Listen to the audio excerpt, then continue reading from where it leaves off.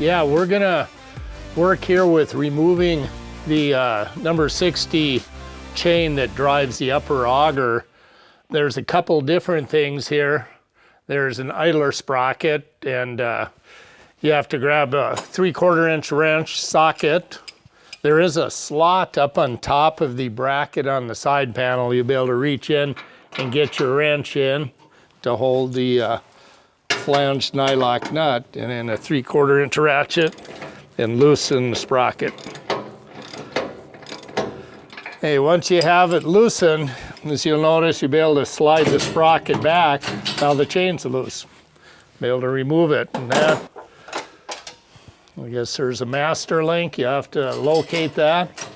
Here's the master link. And just like on your old bicycle, but a little stiffer and harder to work with. There, I take the clip off.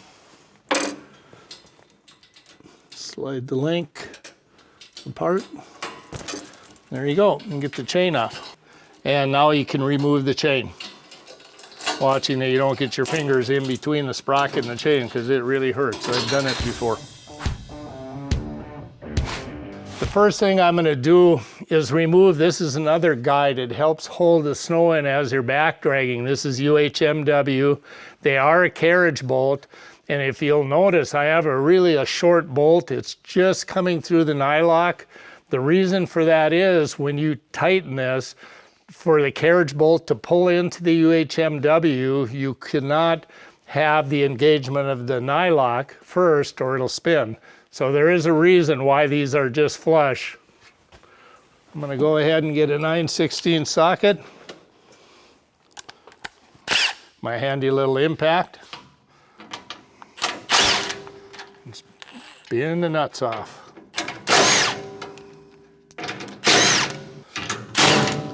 Now I'm going to tap. These are slightly stuck in. I've got a big enough hammer for the operation here, so there you go. So that part's removed. And here you can see they are actually a square hole, and there is reason for that. We don't have a hex head on the other side for clearance for our side flippers. So there you go.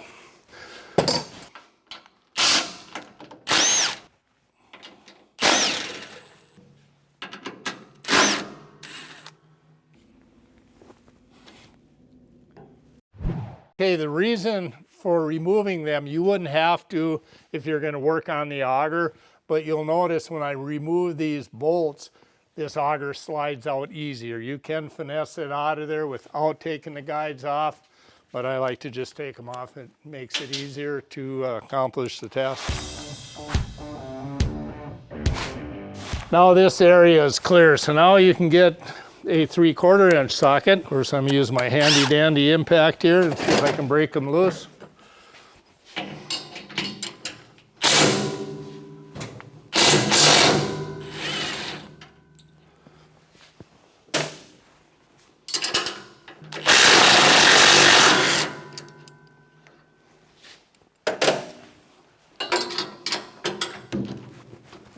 Pretty impressed. I haven't dropped another nut yet.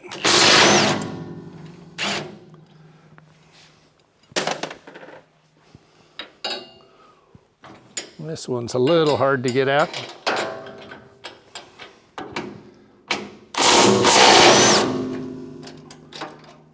Okay, there. So now I've got one side removed.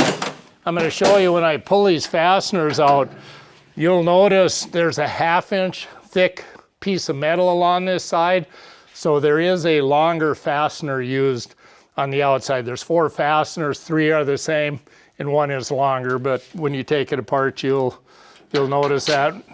We do run a flat washer on the outside, so when you're tightening, you can actually tighten from the outside and it'll rotate on the washer, not on the painted surface. So anyway, I'm going to take 3 of these out, and the auger will hang there now. Now I'm going to go over on the other end and remove those. Once again, they're a 3/4 inch wrench.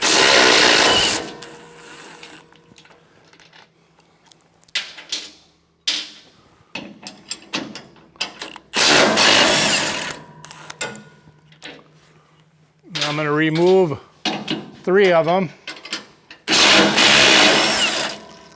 And then the last one, all I do is loosen it so the auger doesn't fall.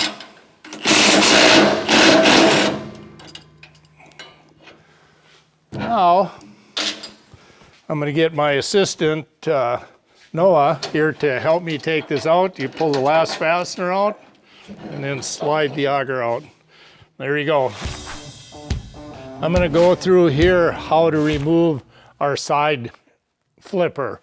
You'll have to get 1 1/8" socket and an 1 1/8" wrench. The first thing that you should do is pin this up, because when you unbolt it, if it falls or pivots down in between here, it could be pretty serious. So use caution when working with this. It is heavy. There's no springs on this. It just uses its mass to float and follow the ground. So it is heavy. Grab here, I've got an impact. You could use a ratchet to do this, but for simplicity, I've got an impact. Remove the nut.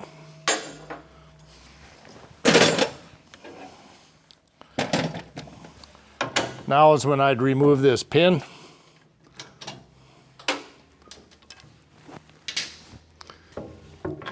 There we go.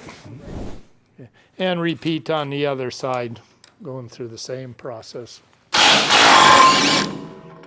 Take the nut loose.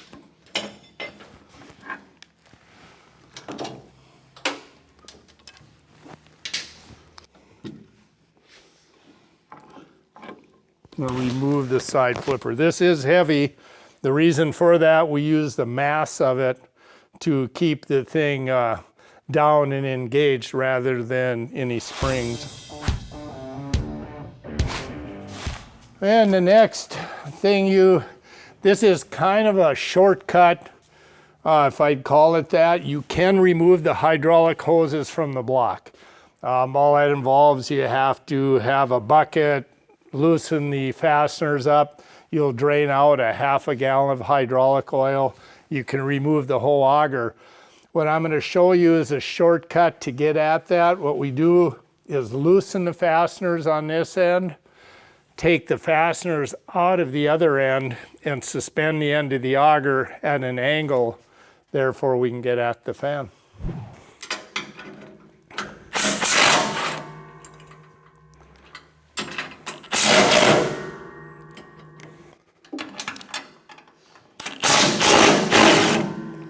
Now that you've got the bolts loose, what I'd go in and do is see that you just have the nuts barely engaged. The reason for that is the auger won't hang on these hoses. Now I'm going to move to the other end, and I'm actually going to remove the fasteners, letting the auger hang down at an angle so I can get at the fan. Here I'm going to remove all 4 of these bolts, but I'm just going to do 3 at first so the auger doesn't fall down.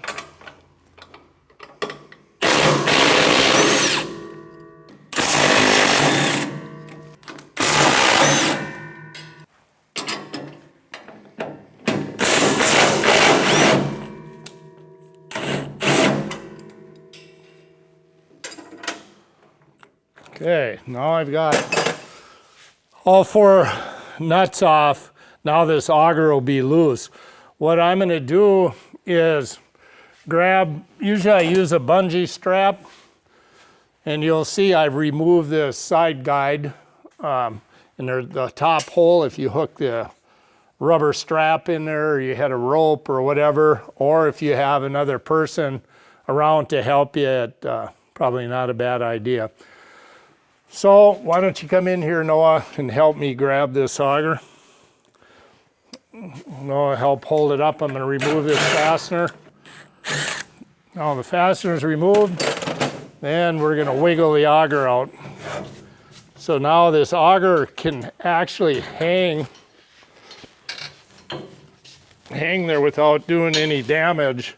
But I've got this strap on. You'll see now the auger's hanging at an angle. The reason for that is I did not have to remove the hydraulic lines, lose hydraulic oil.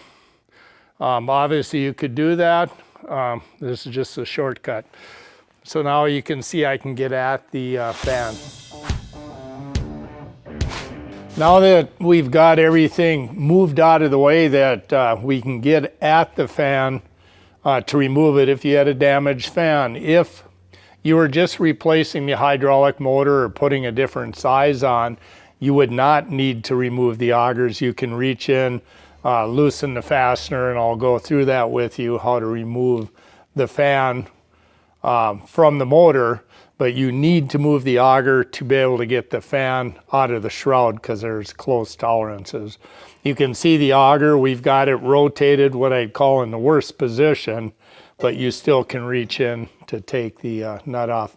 Here you need an 1.5 inch socket, and on this I'd really recommend that you have an impact, an air impact or electric impact, and don't have an extension on it, because that flex makes the nut not come loose as easy. Another thing, it's quite an echo chamber. I'm old and I can't hear very well, but yet when I do this, I do wear ear protection.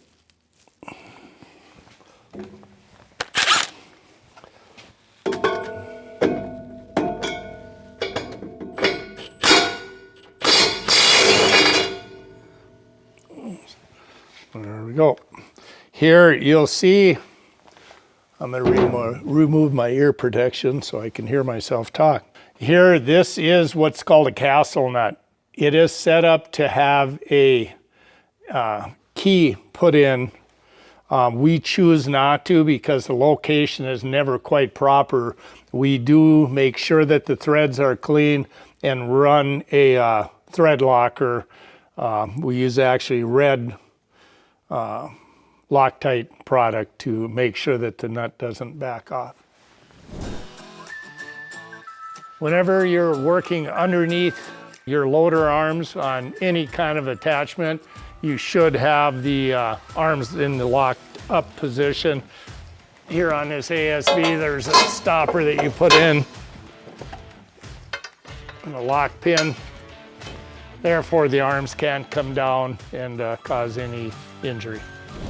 Okay, I'm gonna show you how to remove the fan if you had damage on your high-speed fan.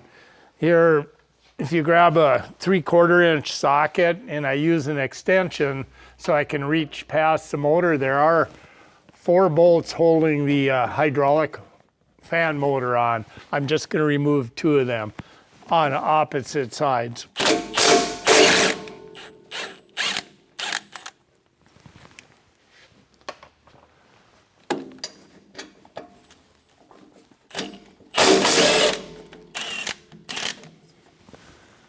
Okay, now once those fasteners are removed, I've got some full thread bolts. If you do need us, we can ship these out. They're just a full thread 1/2 inch fastener. What we do is run that in. There is a fastener that's fused to the housing. So we tighten these fasteners up. They push against the hub on the fan and therefore remove it.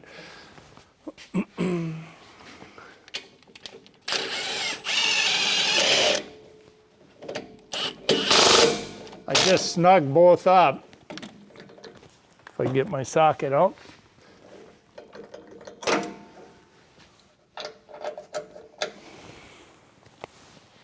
So I'm pushing equally on them. And there I'm going to have to remove my extension and grab a deep well 3/4 inch so I can get my impact behind, between the loader bracket. I'm going to need to take this cable tie off that holds the flipper hoses out of the way.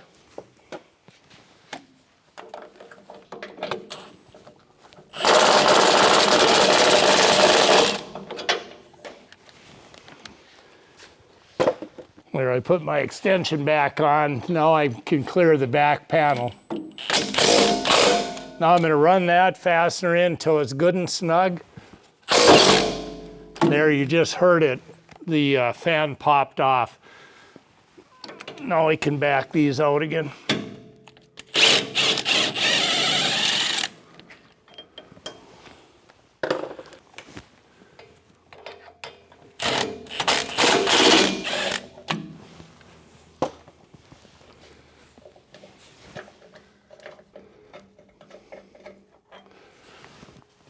Okay, now once you've removed those, the fan's loose. We'll go to the other side and we can look at that, how to remove the fan and reinsert it if you had a damaged fan. You'll be able to reach in from this side and manhandle this fan out of the shroud.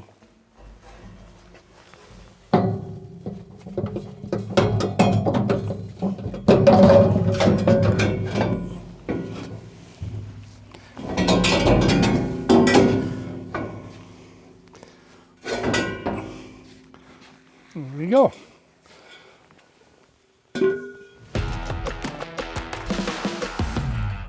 Again, make sure that the keyway is in the up position. You notice the key is just loose in here. Obviously, if you head it straight down, it'll fall out. Even with it in this position, you have to be cautious when you put it together that you don't knock the key out. If you do, you got to reverse the process. When we're done, we'll be able to look down the keyway and see that the key is still in there.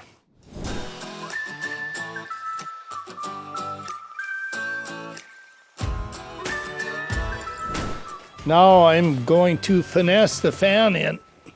Like we did, we put the keyway up. I'm going to be watching as I go in that I get the keyway up on this fan motor. Also, I'm going to be watching, we have GoPro cameras in here. I'm going to watch that I'm not knocking them off. So in other words, it'll be easier for you than me. Just kidding.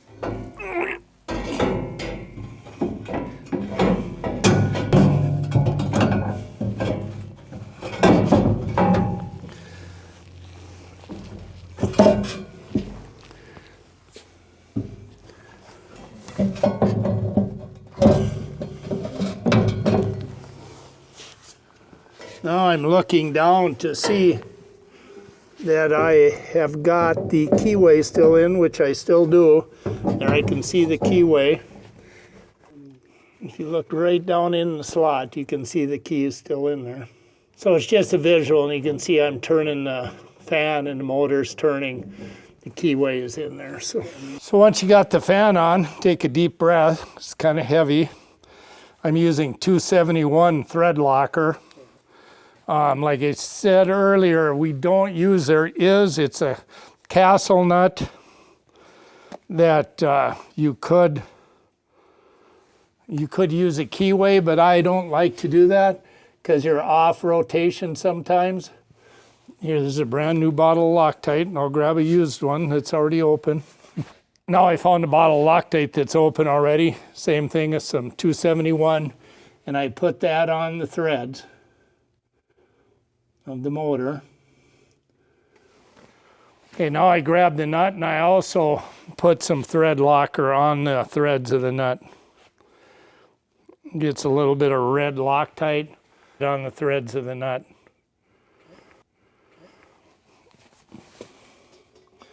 And then start the nut by hand so you're sure the threads are lined up. Then I think I'm going to cover my Loctite up so it doesn't tip over. Grab my 1.5" socket.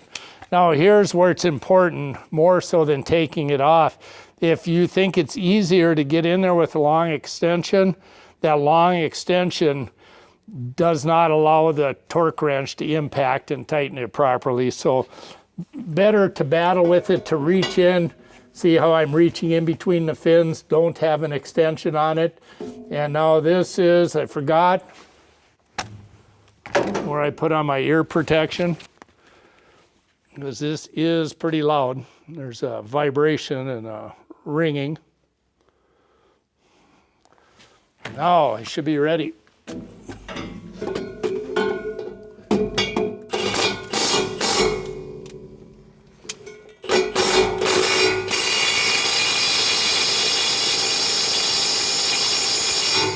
And then I'll remove these so I can hear myself talk. It would be real hard to get in there with a torque wrench. So I use a 1/2" impact, and I impact and watch the socket turning until it quits turning. I don't keep impacting it a long time after that. It's really kind of a feel thing. What you're doing is drawing that tapered hub onto the motor. So if you use a good sized impact and impact till it quits turning, you should be fine. All right, to reinstall the right side end of the larger bottom auger, we did not take the bolts out in that end. Remember, we had just a couple threads on, so we pivoted it down so we could get the fan out to demonstrate that. Now we're going to lift it back up into position. You'll see this grease circle, we're going to want to have that facing out so you can get at it once it's applied in the snowblower.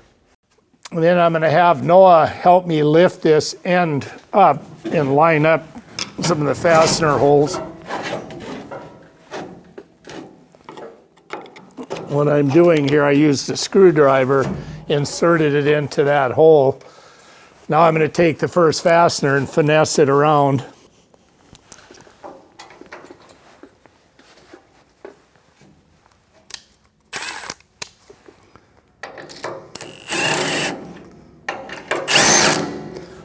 Put the first fastener in, always the toughest one. And then put the nuts on.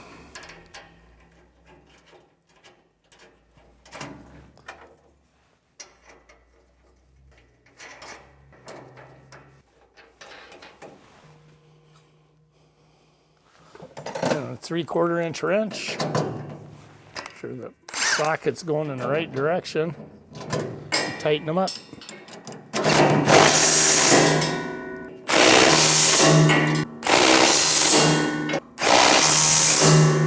There you go. Then we move to the left side of the blower and tighten the 4 1/2-inch bolts that we had loosened earlier.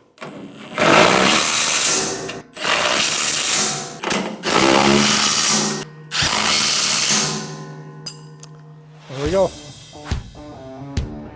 Okay, to put the upper paddle auger in, you really need to loosen this locking collar on this end. You really need to have this bearing loose on this bearing so it can float back and forth. Then you lift the auger into position.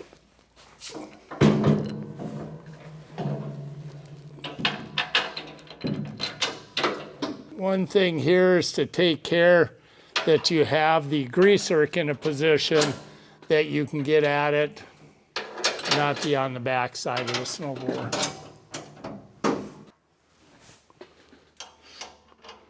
Put all the fasteners in both ends and tighten it up. This way, by doing this, it'll draw the auger over towards the side where both sprockets are, so the sprockets line up. That's why we let this side of the bearing loose, lock collar loose, and we'll retighten it once the 8 bolts are tightened up.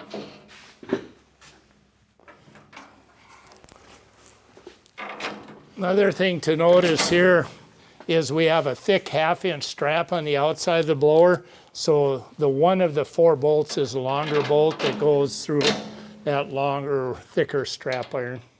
Once you have them in, you can tighten them up.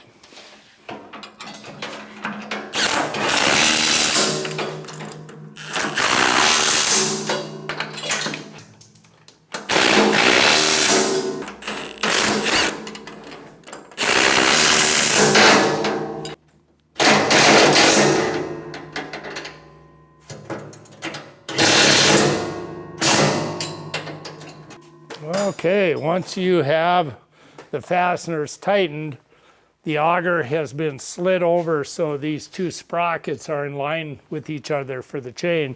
Because you remember when we talked about putting those bearings on, there's a 206 bearing on the top, 207 on the bottom, but their centering is the same. So the outside of the inner race goes flush with the shaft on both augers. Now the chain sprockets will line up.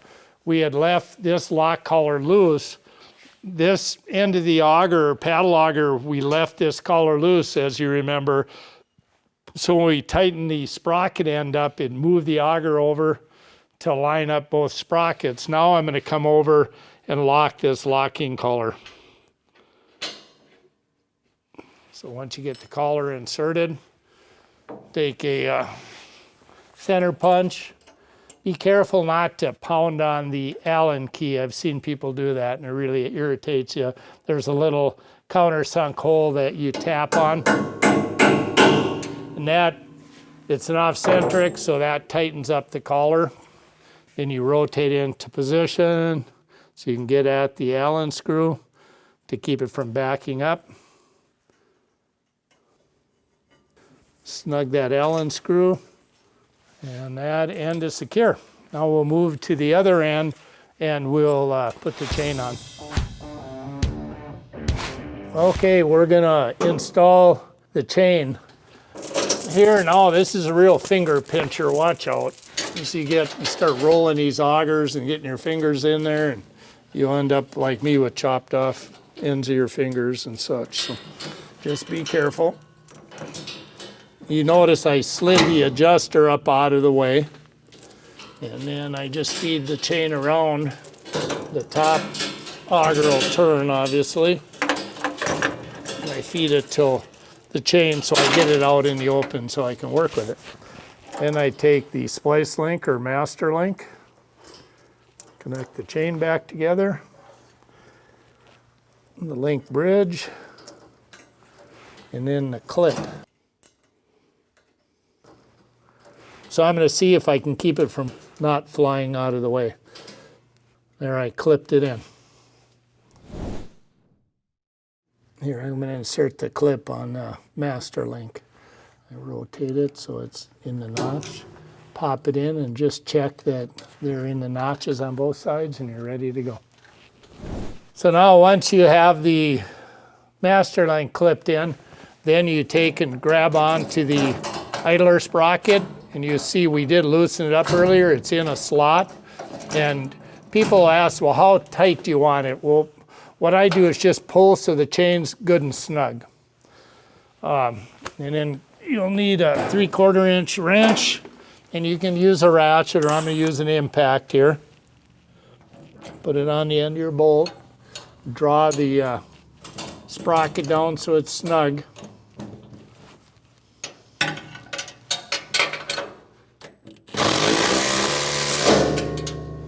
There you go. You see, when I'm done, this is about perfect. The chain can wiggle a little bit. It's pretty snug, but you don't want it real loose. When you run them, they will run in. So if you think it's too tight, it'll run in and the chain will be fine.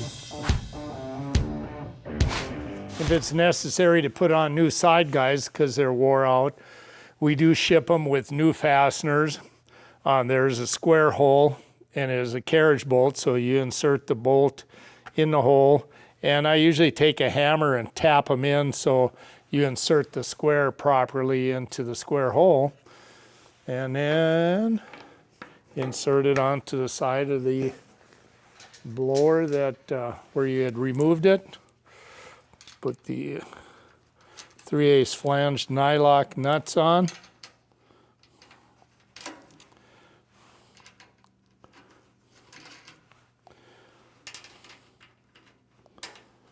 And then tighten them up.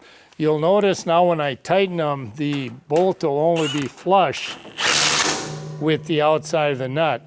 And the reason for that is if you hit the nylock early like you should, the fastener might turn in the square hole. So there is a reason for that.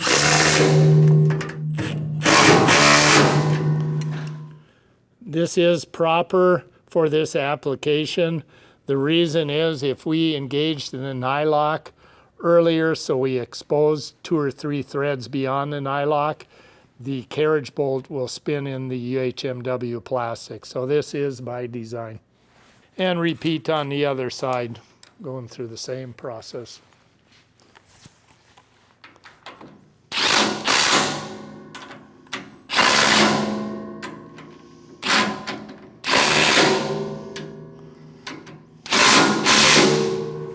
And with UHMW, you can over tighten them and just squash the plastic out. So just reasonable care. Like I said, the fastener should just be coming outside the nut.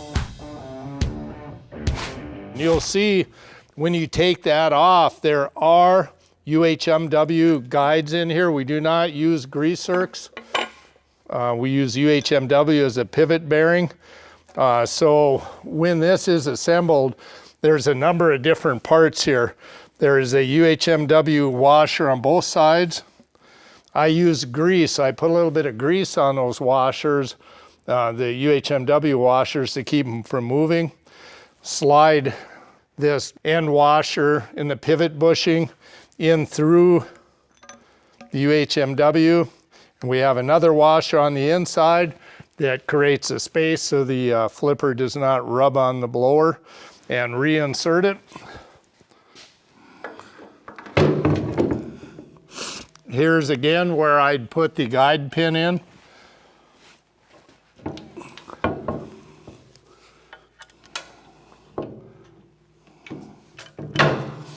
And put the key in so that doesn't fall down.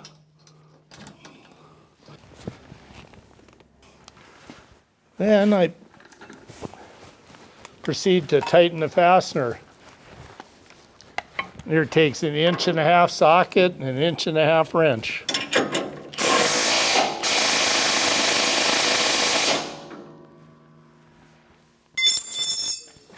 And once it's inserted, you can see you got to check that the flipper moves up and down properly, and you know that the shims are correct.